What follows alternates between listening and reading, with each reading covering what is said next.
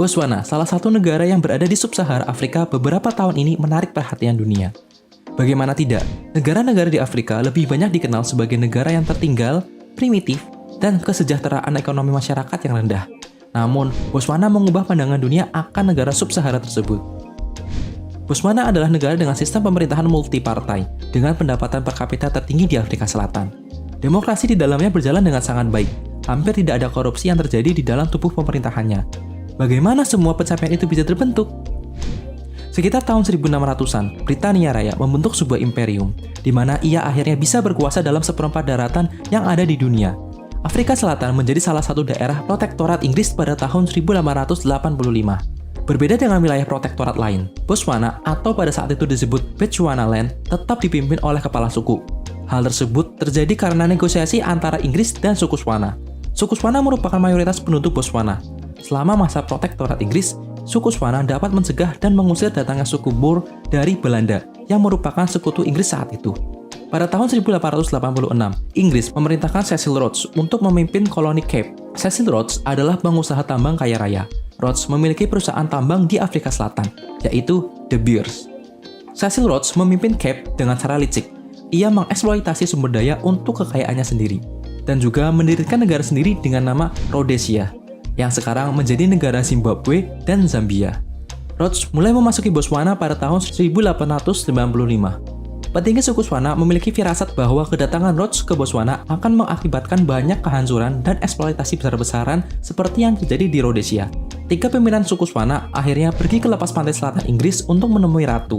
Mereka bertujuan untuk membebaskan Botswana dari genggaman Rhodes. Suku Swana lebih memilih dipimpin oleh Imperial Inggris secara langsung daripada berada di bawah pimpinan Cecil Rhodes. Akhirnya, Botswana resmi menjadi negara koloni Inggris saat itu. Setelah resmi menjadi koloni Inggris, Botswana mendapatkan fasilitas keamanan negara oleh Inggris. Pembangunan infrastruktur juga dilakukan, namun seluruh pembangunan dilakukan oleh suku Swana. Suku Swana memiliki sistem demokratis yang sangat transparan. Kepala suku menjalankan masa pemerintahannya atas kehendak rakyat.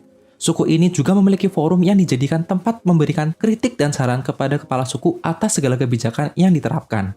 Seluruh warga suku Swana bahkan diwajibkan untuk memberikan kritik dan saran kepada kepala suku. Botswana mendapatkan kemerdekaannya pada 30 September 1966.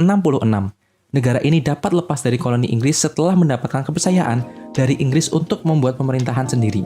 Meskipun sudah merdeka, Botswana masih memiliki PR banyak untuk meningkatkan kesejahteraan rakyat. Saat itu, Botswana masih menjadi 7 negara termiskin di dunia. Pada masa pemerintahan awal setelah merdeka, dipimpin oleh Presiden Cyril Khama, Botswana mulai bangkit. Kebangkitan ini ditandai dengan tumbuhnya ekonomi masyarakat. Sekitar tahun 1965, ekonomi Botswana didominasi oleh peternakan. Botswana masih setia dengan sistem demokrasi yang sudah melekat. Cyril Khama memiliki peran penting dalam memajukan perekonomian Botswana. Kebijakan yang ia lakukan adalah mengurangi kekuasaan suku. Ia memasukkan nilai-nilai toleransi kepada rakyatnya dan juga menambah keragaman bahasa untuk masyarakat Botswana.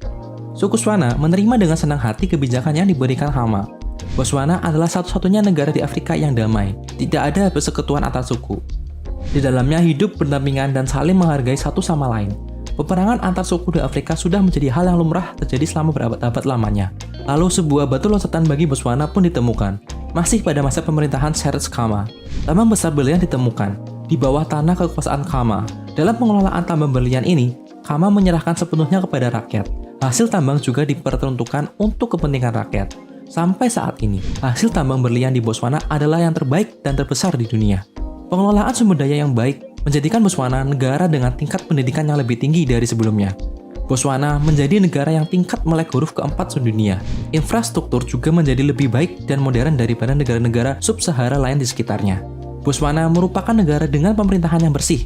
Hampir tidak ada kasus korupsi terjadi di negara ini.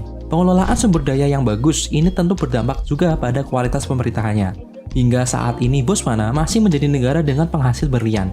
Meski kita tidak tahu kapan akan habisnya sumber daya alam satu ini, namun perlu dipikirkan oleh pemerintah Botswana ke depannya bahwa hanya memiliki satu sumber daya tidak akan menjamin kesejahteraan berlangsung lama. Perlu dipikirkan alternatif-alternatif lain yang memungkinkan sebagai penopang negara ketika salah satu sumber daya sudah tidak bisa lagi diandalkan.